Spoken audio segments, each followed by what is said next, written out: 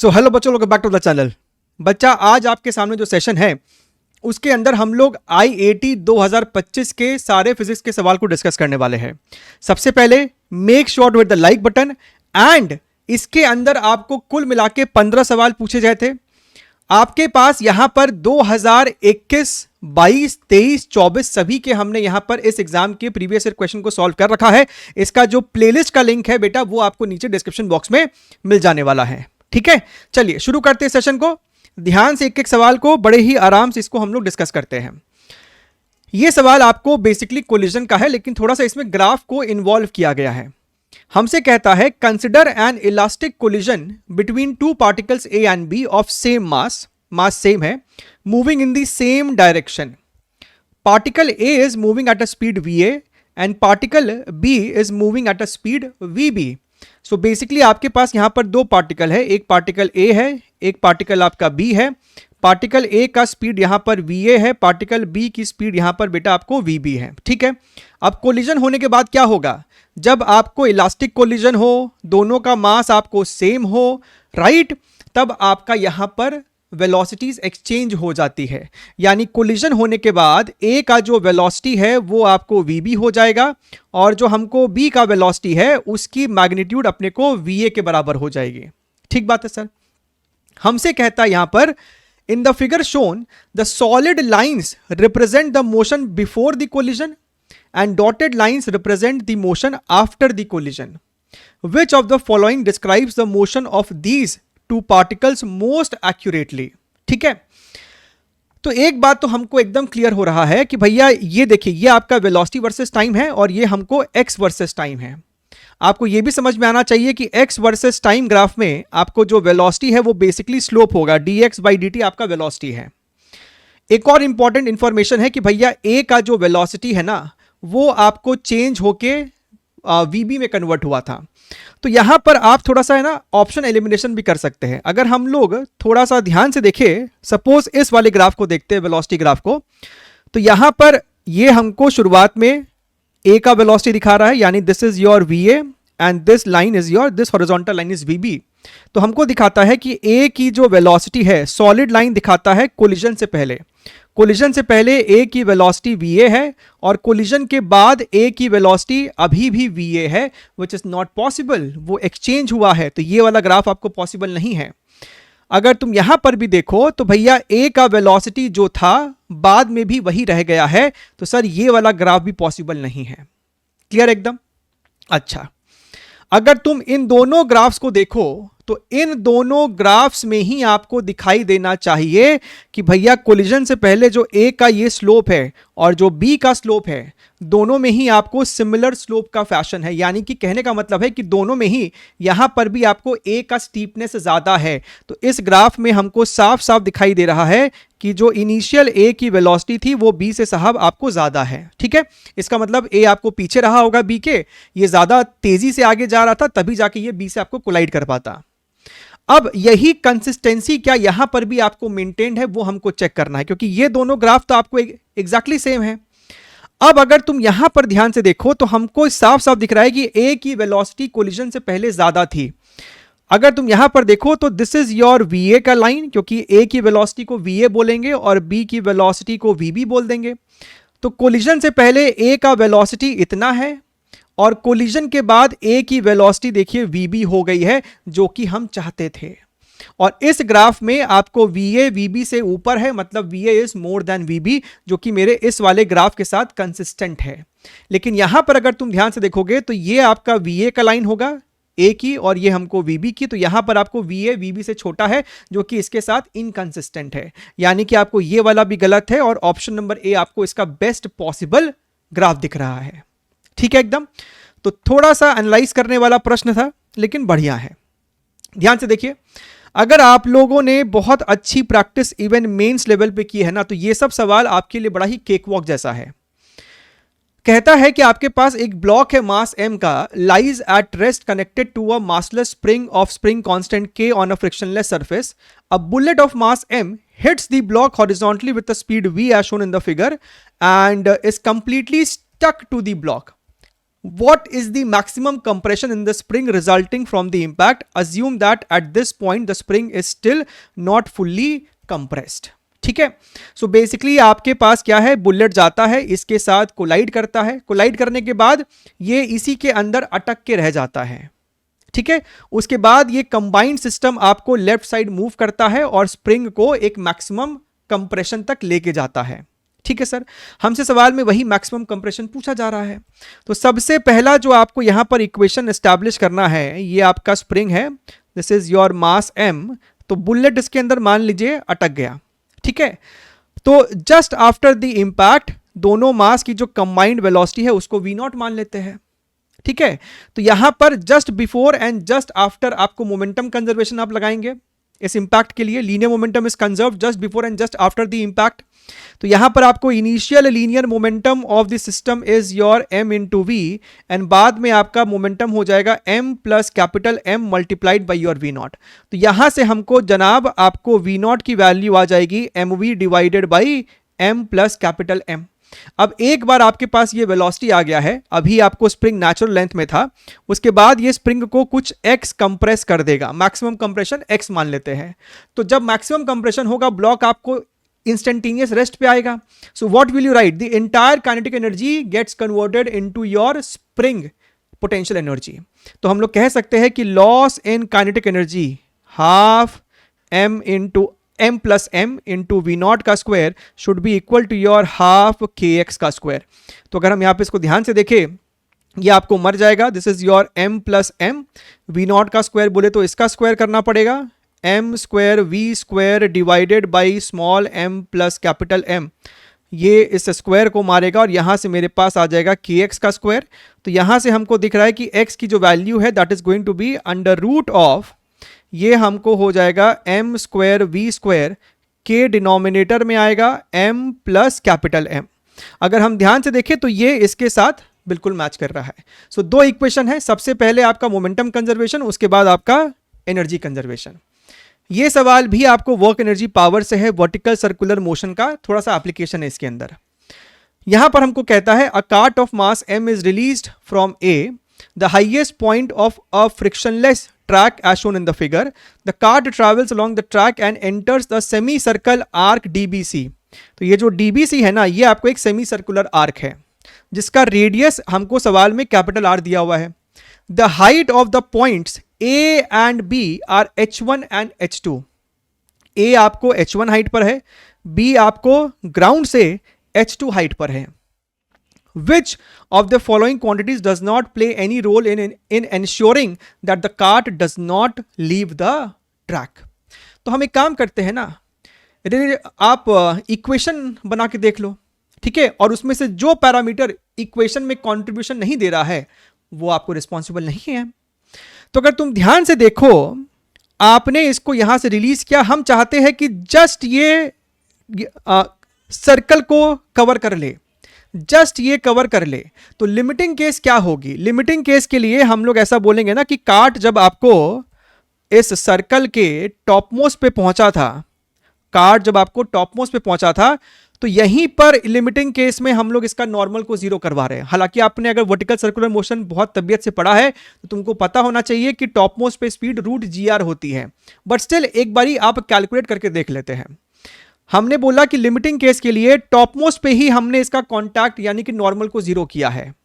यानी कि अगर जनरल इक्वेशन देखते तो नॉर्मल दिखाते, कार्ट का मास अगर m मान लोगे तो आपको यहां पर एक mg दिखाना पड़ेगा, और हम कहेंगे कि भाई साहब इसकी अगर स्पीड यहां पर v है तो आप बोलेंगे कि normal plus mg is equal to your mv square by R, mv square by R. लेकिन हमारा नॉर्मल यहां पर जीरो है तो आपका मास से मास भी मरेगा और स्पीड यहां पर आपको निकल कर आ जाएगी अंडर रूट ऑफ GR। बढ़िया है, तो हमको ये पता चल गया कि भैया टॉपमोस्ट पे इसकी जो स्पीड है ना that is equal to your root GR। ये हम लोग लिमिटिंग केस के लिए इक्वेशन लिख रहे हैं ताकि आपको जस्ट ये सर्कुलर ट्रैक को कवर कर पाएगा। अब तुम A पॉइंट और B पॉइंट के बीच में लगा दोगे एनर्जी कंजर्वेशन। ये मेरा A पॉइंट है, ये मेरा B पॉइंट है, तो इफेक्टिव जो हाइट का लॉस आया है, ये वाला हाइट का loss, that is your h1 minus h2। तो हम यहां पर इक्वेशन लिख देंगे ना कि loss in potential energy, this is your loss in potential energy is equal to gain in kinetic. शुरुआत में आपको स्पीड 0 है, तो यहां पर इसने कुछ वेलोसिटी गेन किया है, so gain in kinetic energy is half, this is your half m v का स्क्वायर बोले तो ये आपको हो जाएगा g इंटू r। तो अगर तुम ध्यान से देखो तो आपको यहां से m और g सलट जाएगा। This is your 2 into h1 minus h2, यहां पर आपके पास r है। कहने का बात यह है कि आपको यहां पर मास है ही नहीं इक्वेशन के अंदर, इन तीनों पैरामीटर पे तो है लेकिन मास से आपको ये इंडिपेंडेंट है पूरा का पूरा कंडीशन। क्लियर एकदम, कोई भी दिक्कत वाली बात इस सवाल के अंदर भी आपको देखने के लिए नहीं मिल रही है। ये देखिए चौथा सवाल है, रोटेशन का थोड़ा बहुत यहां पर एप्लीकेशन है।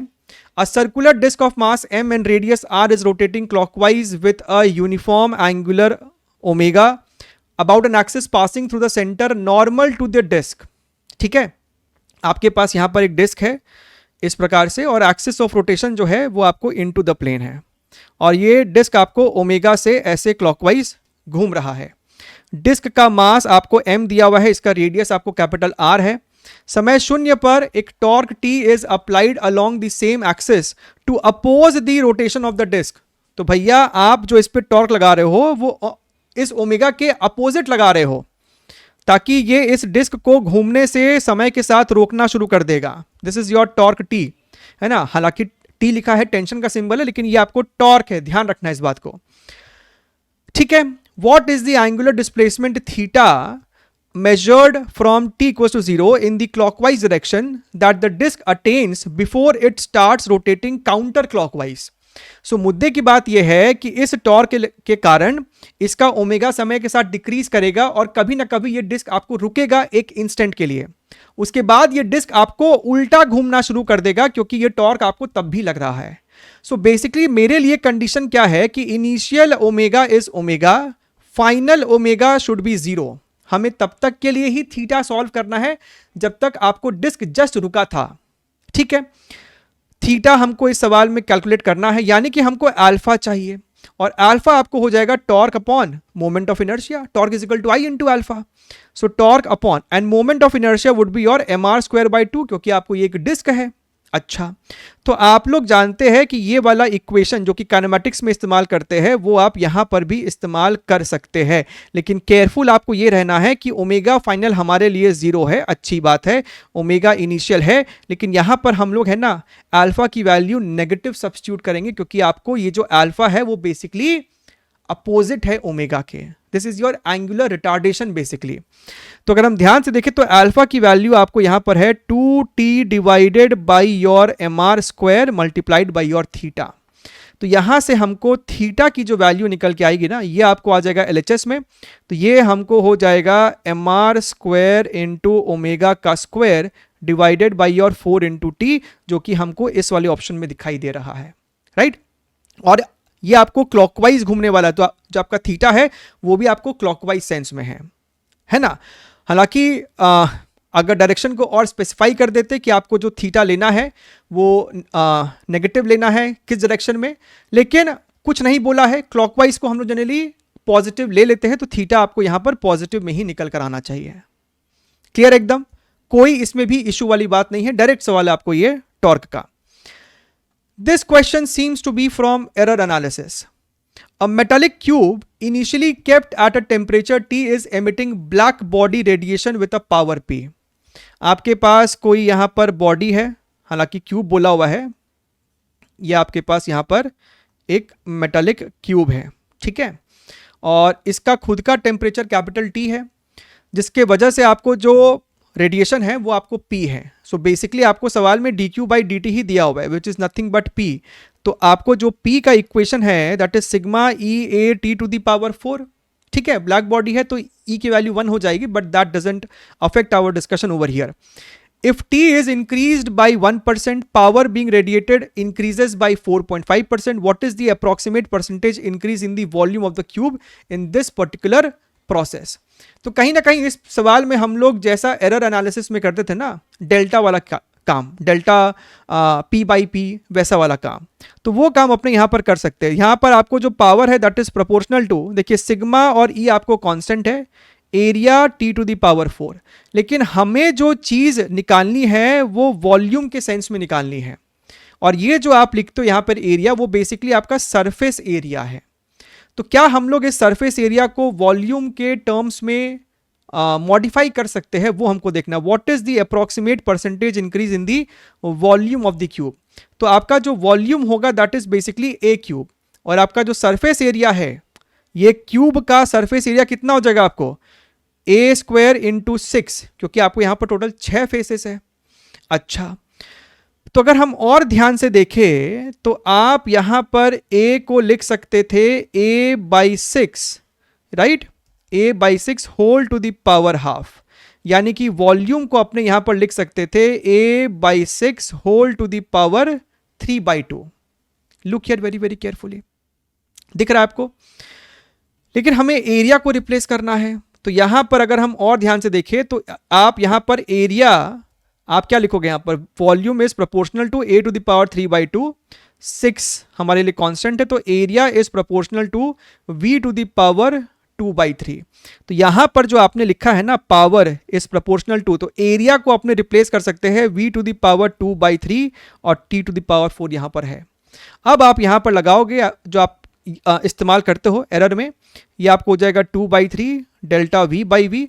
अगर ये डायरेक्ट नहीं लगाना है तो दोनों तरफ लॉग ले लो, फिर डिफरेंशिएट कर लो, तब भी आपको घूम फिर के यही आ जाएगा। This is going to be your 4 delta T by T. ठीक है, अब हमको प्रश्न में दे रखा है कि if T is increased by 1%, तो ये भी आपको पॉजिटिव है। पावर इज इंक्रीजेस बाई 4.5, तो ये बेसिकली आपको 4.5 है, सभी हम लोग परसेंटेज में लिख रहे हैं। This is your 2/3 delta V by V plus, and this fellow is going to be your 1। तो अगर हम केयरफुली देखें इसको, ये वाला टर्म आपको, अच्छा 1 इंटू 4 ना, यहाँ पर आपके पास एक 4 भी मल्टीप्लाइड है, तो ये इधर आएगा, तो हमको ये हो जाएगा 0.5 into 3 divided by 2, this is your delta V by we.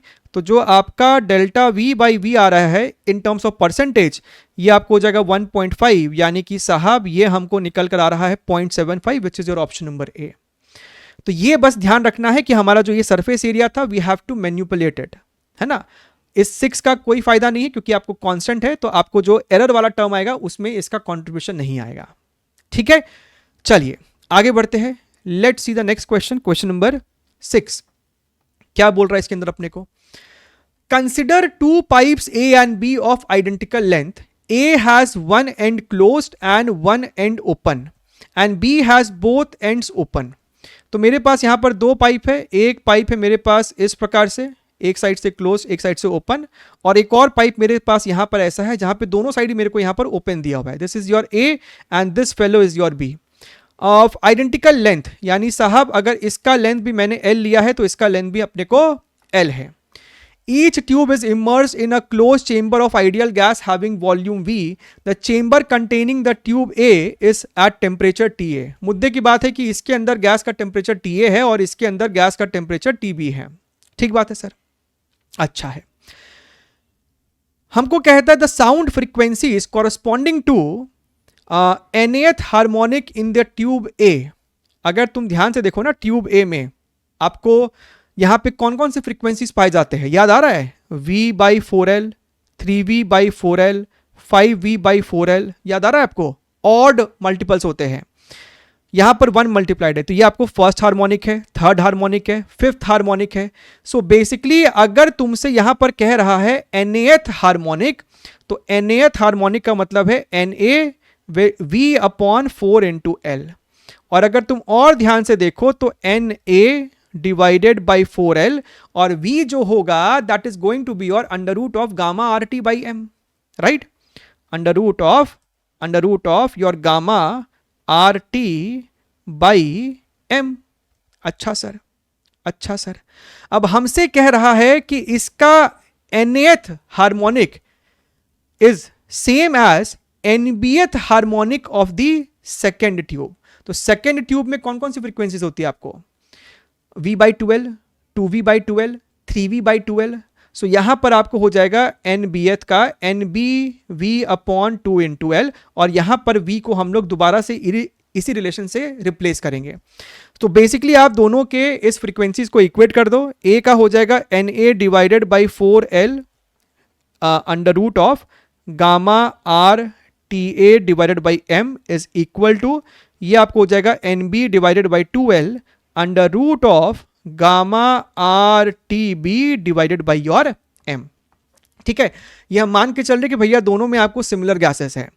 Each tube is immerse in a close chamber of ideal gas, so we are considering कि दोनों में आपको सेम आइडियल गैस है, नहीं तो फिर आपको M और गामा का रिलेशन यहां पे एस्टैब्लिश नहीं हो पाएगा। अच्छा, तो यहां पर अगर हम देखेंगे तो भैया आपका गामा आर M ये सब टर्म आपको कटेगा, 2L इसको मारेगा तो ये हमको 2 हो जाएगा। We are interested in the term TA, दोनों तरफ आप स्क्वायर मारेंगे तो ये आपको हो जाएगा n square A by 4, this is your TA, और ये हमको हो जाएगा n स्क्वायर B, और अंदर से हमको निकल कर आएगा यहाँ पर एक TB। तो आपको यहाँ से TA जो है वो दिखाई देना चाहिए, this is your 4 TB n square B upon your n square A। यहाँ पर मेरे पास 4 है, मेरे पास TB है, और n square B upon n square A है, ऑप्शन नंबर A। क्लियर एकदम? चलिए अगला प्रश्न देखते हैं, क्वेश्चन नंबर 7। आपको इस सवाल में वेव का इक्वेशन दिया है, एक तो ये इक्वेशन है और दूसरा इक्वेशन है लेकिन कॉस के टर्म्स में है, समझ रहे हो। y1 जो है that is your a sine, this question is of the concept of superposition of SHM, जो आप SHM में पढ़ते हो, बस वही अप्लाई करना है। और y2 की जो वैल्यू है दैट इज योर √3a, इसको भी साइन में कन्वर्ट करना है, तब जाके आप फेज डिफरेंस कंपेयर कर पाते हैं। तो इसको आप लिखोगे sine kx minus omega T plus pi by 2। ठीक है, अब हमको जानना है कि भैया जो आपका रिजल्टेंट वेव फॉर्म है उसका एम्पलीट्यूड कितना है एंड फेज डिफरेंस, और कैसे मेजर करना है। The amplitude of resultant wave form obtained by the superposition of two waves is AS and it's phase difference with y1 is phi s। ये मेरे लिए y1 था। अब y1 का एम्पलीट्यूड आपको a है, ठीक है, y2 का एम्पलीट्यूड √3a है, और ये वाला जो है वो इसके तुलना में 90 डिग्री आगे है, तो 90 डिग्री आगे बना दिया, दिस इज योर √3a। तो जो रिजल्टेंट होगा वो कुछ ऐसे होगा, और रिजल्टेंट की वैल्यू होगी आपको 2a, this square plus this square का अंडर रूट, तो आपको ये हो जाएगा 2a। तो ये वाला ऐसे भी गलत है, और हमको जानना है यही वाला एंगल phi s, क्योंकि यही जो आपको एंगल है ना वो इसके रेस्पेक्ट में हमको चाहिए था, y1 के रेस्पेक्ट में। तो अगर तुम phi s की बात करोगे तो आपको जो tan phi s है that is going to be your √3a upon a which is nothing but √3। तो आपका जो phi s का वैल्यू है that is going to be your pi by 3, 60 degrees, जो कि हमको ऑप्शन नंबर A में क्लियरली दिखाई दे रहा है। क्लियर है, सिंपल सवाल था ये भी आपको। आगे बढ़ते हैं, 8वां प्रश्न। ऐसा सवाल तो आपने बहुत सारे मेंस के PYQs में भी देखे होंगे, हमारे टॉप PYQs में भी मेंस के सेम टू सेम क्वेश्चन देखा होगा आपने। यहां पर हमको कहता है a particle of charge Q which is 1e and mass m with kinetic energy K enters, ये जो चार्ज है इसका काइनेटिक एनर्जी आपको K है, ठीक है, into an electric field set up by two parallel plates of length L as illustrated in the figure. The potential difference between the plates is 1 volt and their separation is D. What is the minimum value of K in electron volt for which the particle will not hit either of the plates? ठीक है, अब ये 1 volt का है, ये 0 volt का है, high potential to low potential आपको इलेक्ट्रिक फील्ड ऐसे है इस डायरेक्शन में, लेकिन ये बाबा आपको है इलेक्ट्रॉन, नेगेटिव चार्ज होता है। तो इलेक्ट्रिक फील्ड अगर नीचे है तो इस पे जो फोर्स लग रहा होगा आपको हमेशा ऊपर की तरफ लग रहा है, और ये फोर्स क्या हो जाएगा E इंटू ई, ठीक बात है, इतना आपको फोर्स लग रहा है। अच्छा, there is no gravity anywhere, है ना, अगर नहीं भी मेंशन है तो भी आप इसको ग्रेविटी फ्री स्पेस लेके सॉल्व कर रहे हैं, there is no hint of gravity in the entire question. तो this is just like a projectile motion. क्यों? क्योंकि आपने इसको एक हॉरिजॉन्टल स्पीड दिया है लेकिन एक कांस्टेंट अपवर्ड डायरेक्शन में एक्सेलरेशन है, जिसके कारण इसके पास एक वर्टिकल अपवर्ड डायरेक्शन में स्पीड इंक्रीज होना शुरू हो जाएगा and the trajectory would look like something this. तो हम नहीं चाहते कि ये जाए और यहां पे टकरा जाए, या फिर ये जाए और यहां पर जाके टकरा जाए, तो हम लिमिटिंग केस के लिए सॉल्व करेंगे। हम चाहेंगे लिमिटिंग केस में कि ये जाए जाए जाए जाए जाए और ऑलमोस्ट जस्ट प्लेट के एंड तक पहुंच जाए। यही मेरे जीवन का टारगेट होगा। बिल्कुल सर। तो जब वो यहां से निकल रहा होगा तो इसके पास एक हॉरिजॉन्टल स्पीड होगी और एक इस प्रकार से वर्टिकल स्पीड होगी, Vy और Ux। Of course horizontal speed आपको जो शुरुआत में था वही रहा होगा, because there is no horizontal force over here. तो मैंने बोला कि चलिए मान लेते हैं कि इसका जो हॉरिजॉन्टल स्पीड है वो Ux है, या फिर इसको U0 मान लो। Why to take Ux? Let us call this as U0। ठीक है, तो अगर इसकी स्पीड U0 है और जो इसको इस हॉरिजॉन्टल वेलोसिटी को जो डिस्टेंस कवर करना है हॉरिजॉन्टल डायरेक्शन में, दैट इज L, तो कितना टाइम लगेगा उसको क्रॉस करने में? L by U0। ठीक है, और हम चाहते हैं कि इतने ही टाइम में ये जो चार्ज है ना वाई डायरेक्शन में, वर्टिकल डायरेक्शन में, ये चार्ज आपको कितना डिस्प्लेस कर जाए, कितना डिस्प्लेस करे जब वो यहां से निकल रहा होगा। तो ये डिस्प्लेसमेंट आपको बेसिकली हो जाएगा d/2 है ना, इन बिटवीन है, ये आपको डायग्राम में दे रखा है d/2। तो आप यहां पर एक इक्वेशन लिख सकते हो Sy का, Sy is equal to Uyt plus your half Ayt का square. Now what we want is, we want this Sy to be basically your d/2। Uy मेरा 0 है, शुरुआत में कोई भी स्पीड नहीं है y डायरेक्शन में, तो ये 0 plus half what is the magnitude of acceleration. तो भैया फोर्स अपॉन मास, फोर्स हमको E अपॉन इसका मास हो जाएगा। ठीक है, मल्टीप्लाइड बाई योर टाइम का square, and time is nothing but this much, तो L का स्क्वायर अपॉन योर U0 का स्क्वायर। अच्छा, so if I look here carefully, 2 ने 2 को यहां से मार ही दिया है बेसिकली। तो अगर हम और ध्यान से देखें, अपने को चाहिए क्या, मिनिमम वैल्यू ऑफ k, तो mu0 स्क्वायर को लेफ्ट साइड ले जाओ, so this becomes your mu0 square is equal to E L का square divided by your d। ठीक है, अब अगर तुम और ध्यान से देखो तो इलेक्ट्रिक फील्ड कितना होगा, electric field is basically potential difference delta V upon delta D। तो यहां पे 1 माइनस 0 अपॉन D, सो बेसिकली ये तो आपको 1/d ही है। तो आप एक तो दोनों तरफ 2 से डिवाइड कर दो, क्यों कर रहे हैं हम समझाएंगे। ये आपको हो गया है kinetic energy, this is your kinetic energy, right, यही वाले चार्ज का जो आपने शुरुआत में इसको दिया था। सो this becomes your E/2, capital E को हम लोग लिख सकते हैं 1/d। तो जब 1/d लिखोगे ना तो ये आपको L square upon basically d square हो जाएगा।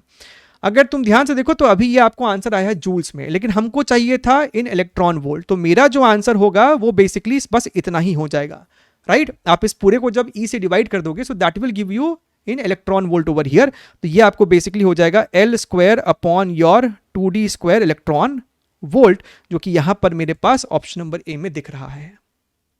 ध्यान से देखिए, क्लियर है, थोड़ा सा मैनिपुलेशन है लेकिन आपको काम बन जाएगा। अगला सवाल कैपेसिटर का है, बड़ा ही स्टैंडर्ड सा सवाल है। 4 माइक्रोफैराड, 2 यहां पर 2 और फिर यहां पर 4, और ये हमको 12 वोल्ट की बैटरी है।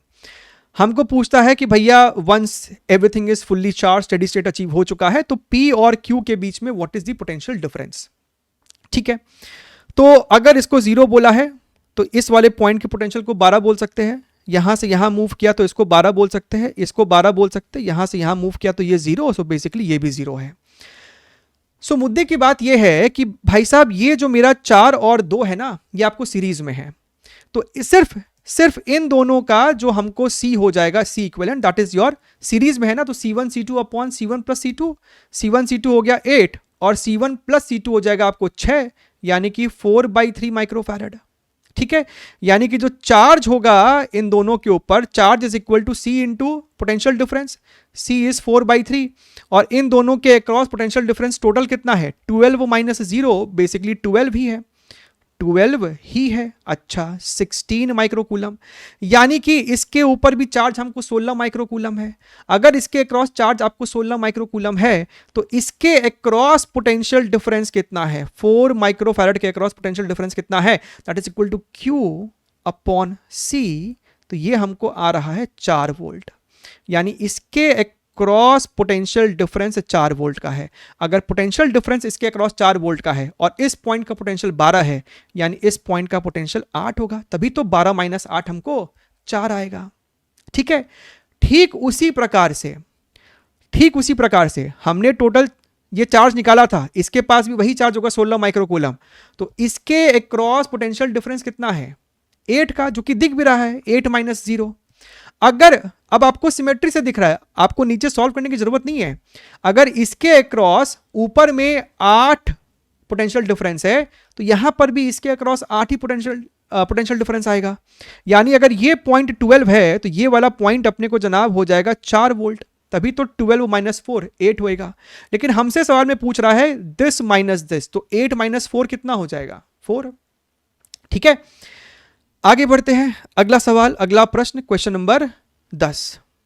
देखिएगा 10 ही है ना जी, कोई सवाल छोड़ तो नहीं दिया इसके पीछे हम लोग ने, 9 था 8 भी किया है, चलिए 10 ही करना है इसका मतलब। तो ये सवाल आपको है मूविंग चार्जेस का, कि आपके पास एक चार्ज है और वो मैग्नेटिक फील्ड में मूव कर रहा है। A particle of mass m charge q moving with a velocity v naught I plus j minus k is placed in a uniform field this much. It executes a helical trajectory of radius r, pitch p. Which of the following option is correct? तो हमको radius भी निकालना है, हमको pitch भी निकालना है।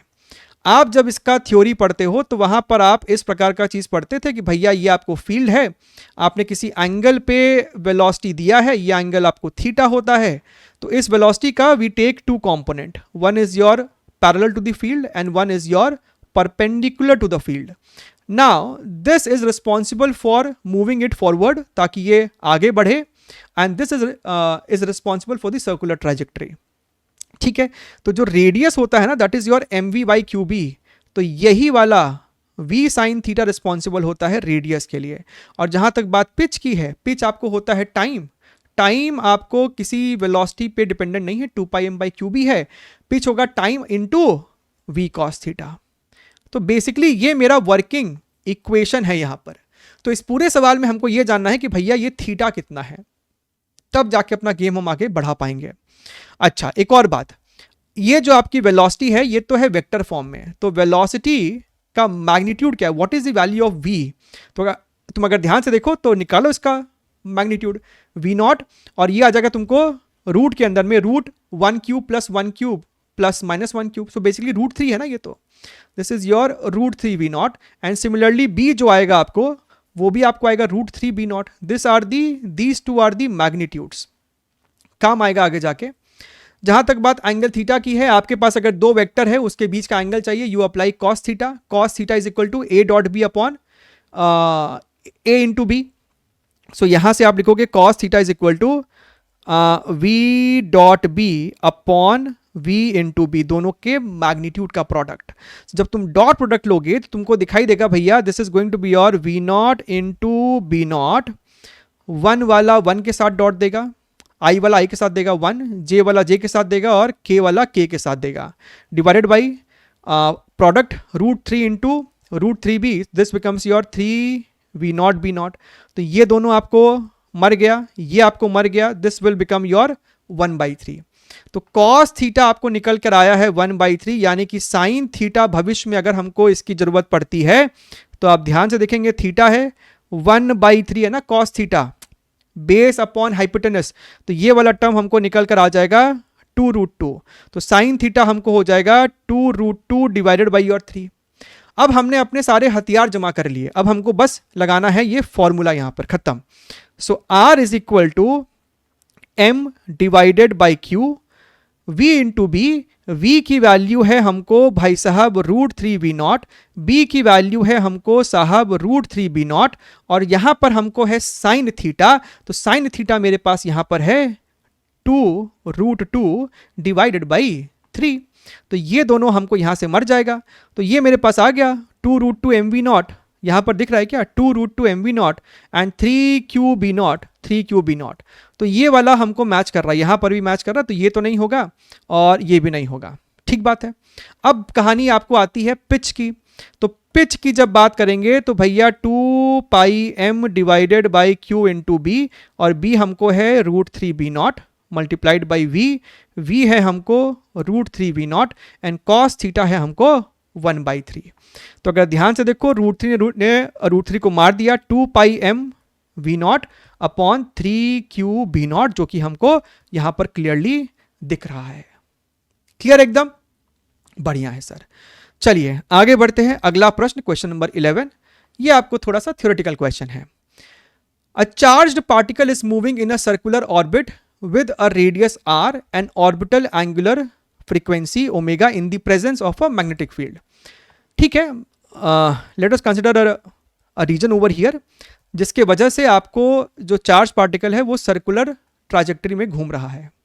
ठीक है, ये रेडियस आपको r है, चार्ज पार्टिकल आपको घूम रहा है ऐसे।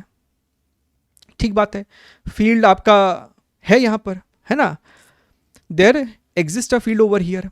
अच्छा, अगर इनटू द प्लेन तुम फील्ड लोगे तो ये डायरेक्शन हमने सही दिखाया इसका। अगर हमको ये v है तो आपका v क्रॉस b, नहीं तब तो उल्टा हो जाएगा। तो फिर अगर इनटू द प्लेन फील्ड लेना चाहते हो तो वेलोसिटी का डायरेक्शन थोड़ा सा उल्टा कर दो, ऐसा कर दो यहाँ पर, है ना। चार्ज q है और ये आपको घूम रहा है गोल गोल। ठीक है, अच्छा, now the orbit is enclose, और इसका एंगुलर फ्रीक्वेंसी भी दिया हुआ है, तुमको पता है ना। देखो r आपको होता है mv डिवाइडेड बाई qb और ओमेगा हमको होता है qb बाई m। ठीक है, अच्छा, the orbit is enclose with a large circular metallic frame. आपके पास एक बड़ा सर्कुलर मेटालिक फ्रेम है इस प्रकार से। ठीक बात है sir. The frame is concentric and को प्लेनर विद द ऑर्बिट, जो हम दिखा दिए हैं। The radius of the frame is now gradually decreased. So basically ये जो आपको फ्रेम है ना, मेटालिक फ्रेम है, और ये आपको श्रिंक कर रहा है। ये फ्रेम आपको अंदर की तरफ आ रहा है। अभी इतना बड़ा था, फिर इतना बड़ा हो गया, राइट। अब यहां पर प्रॉब्लम क्या चल रहा है आप समझिएगा। What is happening over here, आपको यहां पर हर जगह मैग्नेटिक फील्ड है, मैग्नेटिक फील्ड है, लेकिन जब इस मेटालिक फ्रेम का रेडियस r था तब इस मेटालिक फ्रेम से आपको कुछ फ्लक्स क्रॉस कर रहा है, that is your b into pi R square. लेकिन जैसे जैसे इसका रेडियस कम होगा flux is going to decrease, flux through that metallic frame, right. और यहां पर फील्ड आपको इनटू द प्लेन है। सो अगर ये इनटू द प्लेन वाला फील्ड, अगर इनटू द प्लेन वाला फ्लक्स डिक्रीज कर रहा है तो उसको अपोज करने के लिए, यानी कि उस डिक्रीज को अपोज करने के लिए, सो बेसिकली एक्स्ट्रा फील्ड हमको अंदर की तरफ ही चाहिए।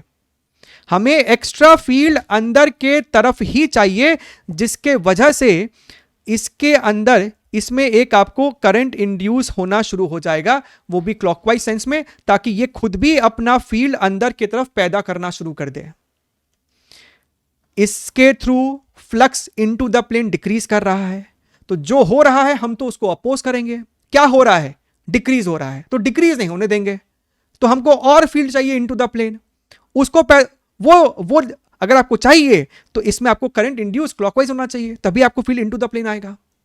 सो बेसिकली हो क्या रहा है कि आपका जो फील्ड यहां पर बी था ना, वो फील्ड आपको इंक्रीज कर गया, वो फील्ड आपको इंक्रीज करना शुरू कर देगा ग्रेजुअली।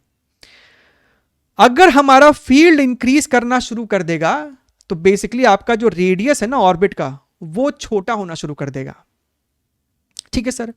और अगर रेडियस हमको छोटा हो रहा है, हालांकि ये एक हो गया हमारा कंक्लूजन, और अगर मेरा फील्ड यहां पर इंक्रीज कर रहा है तो मेरा ओमेगा इंक्रीज कर रहा है। The radius of the orbit will gradually decrease and the frequency will gradually increase, जो कि मेरा ऑप्शन नंबर ए में है। ठीक है, अच्छा थ्योरेटिकल सवाल है बेसिकली आपको ये। This is one way of interpreting the question.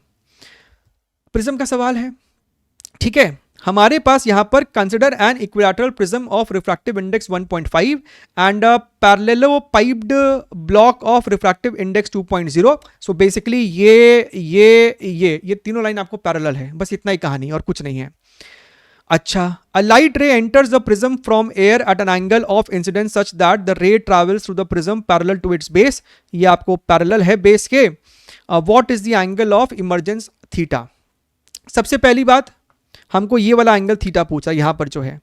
अगर तुम यहां पर एक नॉर्मल बनाओ, यहां पर तुम नॉर्मल बनाओ, ध्यान से देखिए, इक्विलैटरल है मतलब ये 60 डिग्री है ना। अगर ये हमको 60 डिग्री है, अब ध्यान से मेरी बात को सुनिएगा, ये 60 डिग्री है, ये भी हमको 60 डिग्री, ऐसे देख लो, ये 60 डिग्री है तो सर हमको ये वाला एंगल 60 डिग्री है। सो बेसिकली ये वाला एंगल अपने को 30 डिग्री है। ठीक है, ये वाला एंगल फाई आप कैलकुलेट कर सकते हो, ये एंगल आप फाई सॉल्व कर सकते हैं, इस पे बाद में आ जाएंगे, या फिर सॉल्व कर ही लो, यहां पर लगाओ Snell's law, 1 into sine phi is equal to sin 30 degree which is your 1/2 multiplied by your 1.5 which is your 3/2. So basically your sin phi is equal to your 3/4. ठीक है, अब ये फाई था, ये 30 डिग्री है, ये 30 डिग्री है, ये सर हमको 60 डिग्री है, तो भाई ये भी हमको 30 डिग्री ही निकल कर आएगा, है ना, a is equal to R1 plus R2. अब अगर ये 30 डिग्रीज है तो तुमको नहीं लगता कि सर यहां पे वापस से फाई ही होना चाहिए, यहां पर जब तुम लगाओगे स्नेल्स लॉ तो वापस से फाई आ जाएगा, क्योंकि भैया यही 1.5 और सराउंडिंग में हमको एयर है.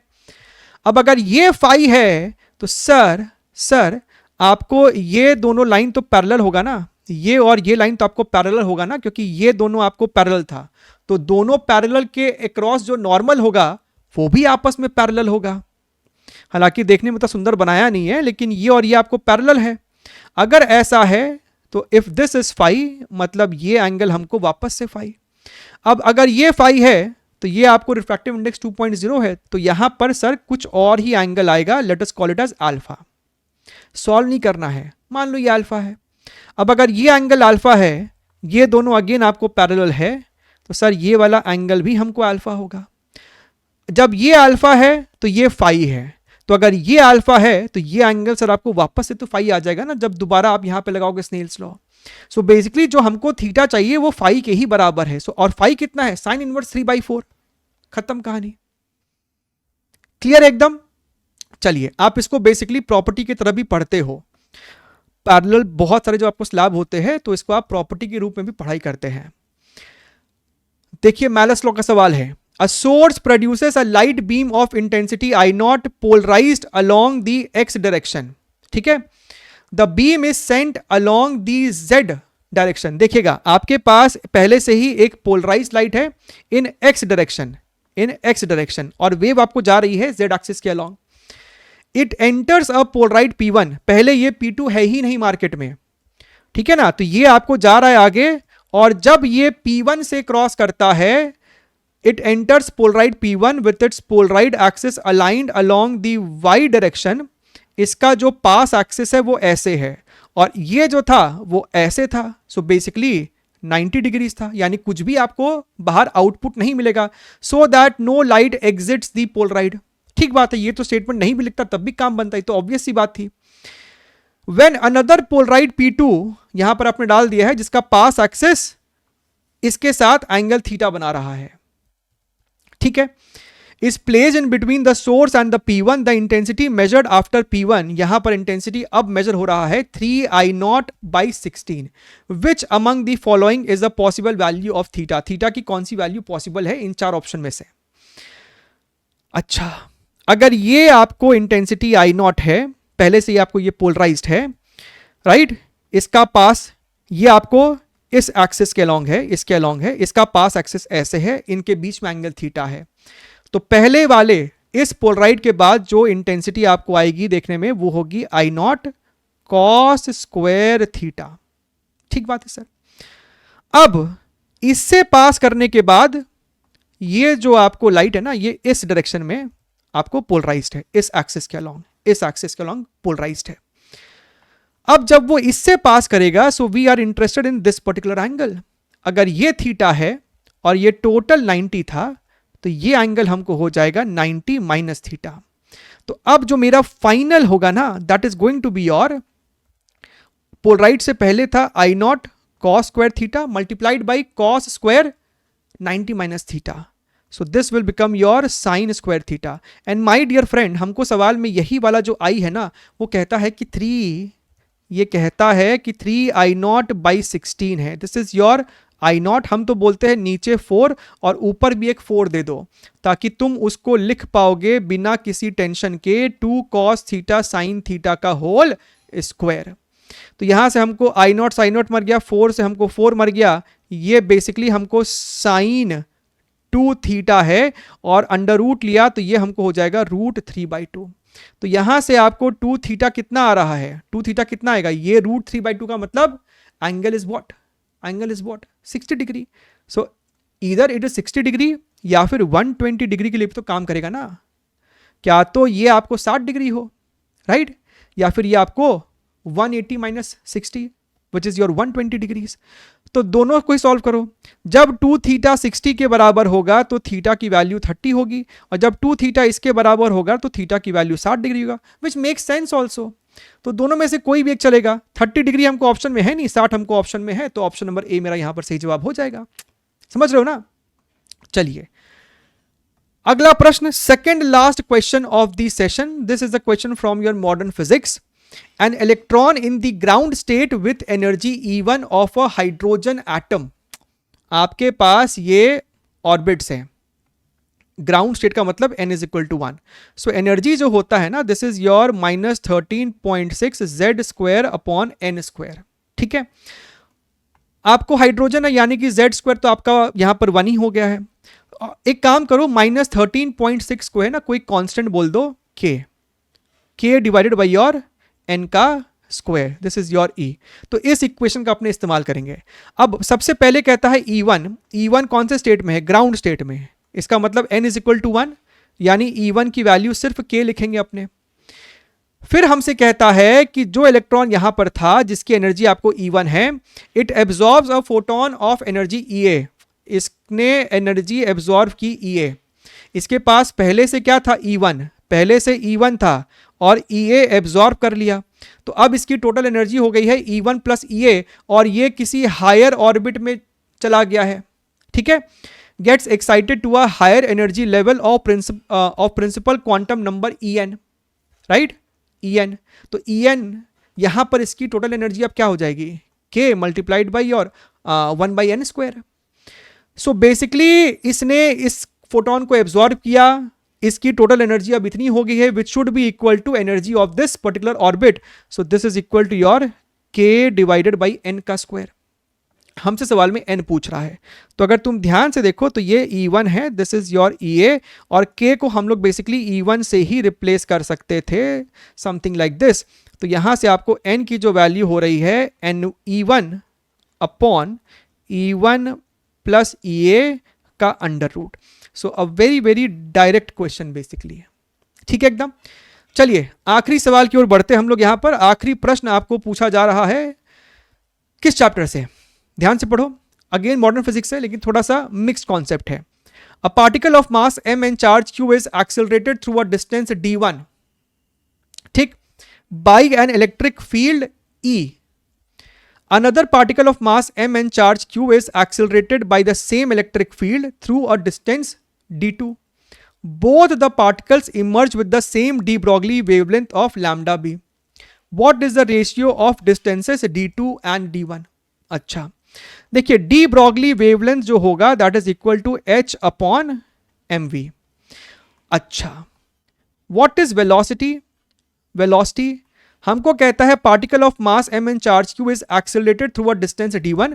शुरुआत में not clearly mention but we have to take कि पार्टिकल शुरुआत में आपको रेस्ट पे था, इट वाज एक्सेलरेटेड, पहले रेस्ट पे था, then you increase its speed due to the applied force of electric field. तो हमारे को जो v हो जाएगा that is going to be your u plus at, लेकिन हमको डिस्टेंस के टर्म्स में चाहिए, तो यानी कि आप इस्तेमाल करोगे v square is equal to u square plus 2as। u मेरा 0 है तो ये आपको हो जाएगा 2 इंटू a, और एक्सेलरेशन मेरे को कितना हो जाएगा, फोर्स अपॉन मास, ये आपको हो गया acceleration. So 2as and s is equal to your distance. अच्छा, तो अगर हम ध्यान से देखें तो यहां से आपको निकल के आ रहा है कि v is equal to your under root of 2qed upon your m। Very very good. तो और अगर तुम ध्यान से देखो तो lambda is equal to h divided by m into this entire thing over here 2qed divided by your m। तो ये हमको हो जाएगा h under root of 2mqed। अब हमको कहता है कि भैया अगर तुम ध्यान से देखो तो दोनों ही चार्ज के लिए आपको इलेक्ट्रिक फील्ड सेम है, इलेक्ट्रिक फील्ड आपको सेम है, right. Both the another particle of mass m, दोनों का मास अलग अलग है, चार्ज q इज एक्सेलरेटेड, दोनों का चार्ज भी सेम है, तो भैया दोनों का चार्ज भी सेम है, दोनों का लैम्डा भी सेम है, ठीक है। तो बेसिकली हमको रिलेशन चाहिए डी में और मासेस में।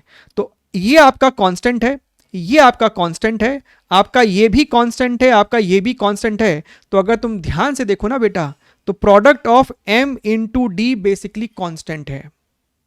आप इसको अगर थोड़ा सा रीअरेंज कर दो, आप दोनों तरफ स्क्वायर मार दो, lambda square is equal to your h square divided by 2mqed, तो आपको दिखाई देगा कि भैया सब कुछ अगर कांस्टेंट है, यानी कि आपका q और m का जो प्रोडक्ट है ना, वो भी आपको कांस्टेंट होने वाला है। दिस इज ऑल्सो कांस्टेंट, यानी कि q is proportional to your 1 upon mass, sorry not q and this, your d and m, so d is inversely proportional to your mass.